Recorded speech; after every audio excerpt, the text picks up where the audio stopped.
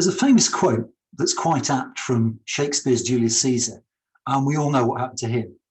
It goes, "There is a tide in the affairs of men, which, taken at its flood, leads on to fortune. On such a full sea are we now afloat, and we must take the current when it serves, or lose our ventures."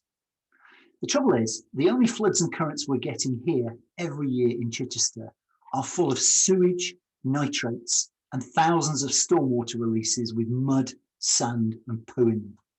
In fact, the only fortune the quote mentions that anyone's getting is being made by our friends at Southern Water, whose corporate coffers are awash with cash, with a turnover of £880 million last year.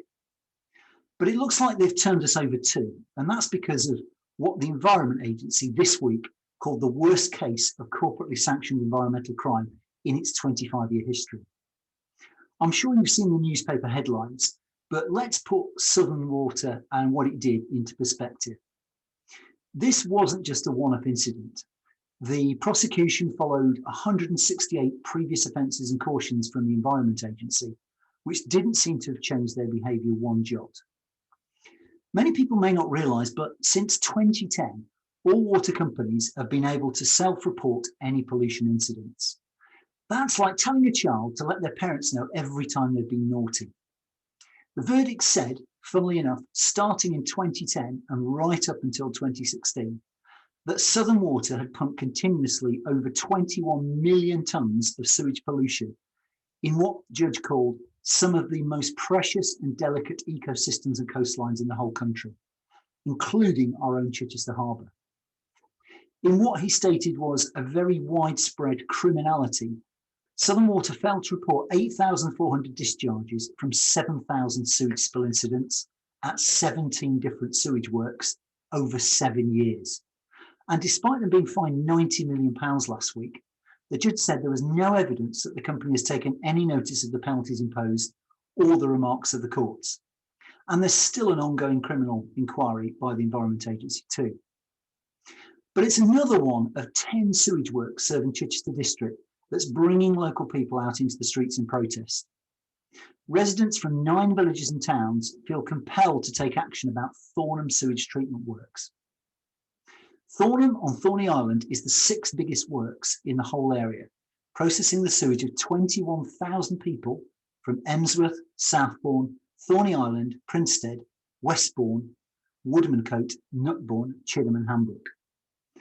Everyone agrees, including Southern Water, the Environment Agency and Chichester Council, that there's less than 1,000 houses worth of sewage treatment capacity that's left at Thornham. And yet, there's over 4,000 new homes planned to be built by Chichester and Havant councils over the next 15 years in the 9 towns and villages mentioned, the sewage of which all has to go through Thornham treatment works. And here's the insolvable challenge. Unlike at Chichester sewage works at Appledram, where there was a solution to nitrate pollution in the form of a £10 million ultraviolet processing plant, there is no magic bullet for Thornham treatment works. No obvious technology you can add, no special kit to increase capacity from the 4 million litres of sewage a year it's currently processing, and that's no matter how much money you throw at it. As a Southern Water technical manager said in an email to Save Our Harbour Villages in December 2020, the issue at Thornham Works is not limited to treatment capacity, but due to the environmental capacity in the receiving water to increase the load from the works beyond the current Environment Agency permit levels. The works already treats to the highest technical limits for the limiting factor for the water body in total nitrogen that the effluent is going to be discharged into.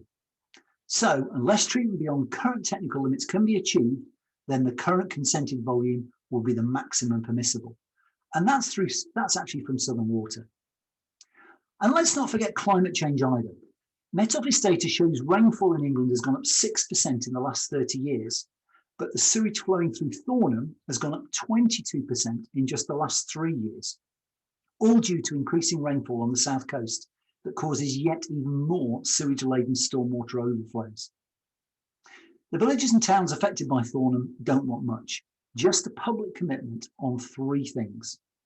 Firstly, to get Southern Water to admit to all 9 parishes publicly and the council that they've run out of options on capacity at Thornham.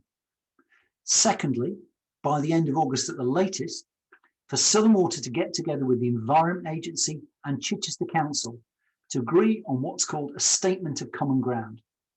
This then tells everyone publicly, especially housing developers, that there are strict limits to Thornham capacity. Thirdly, and most importantly, when any new planning application comes in, for Southern Water, the EA and Chichester Council to jointly agree that once housing developers have used up the 1,000 houses maximum left, then no housing developer is going to get planning permission for any more new houses. After all, these are three things that just seem like common sense, don't they?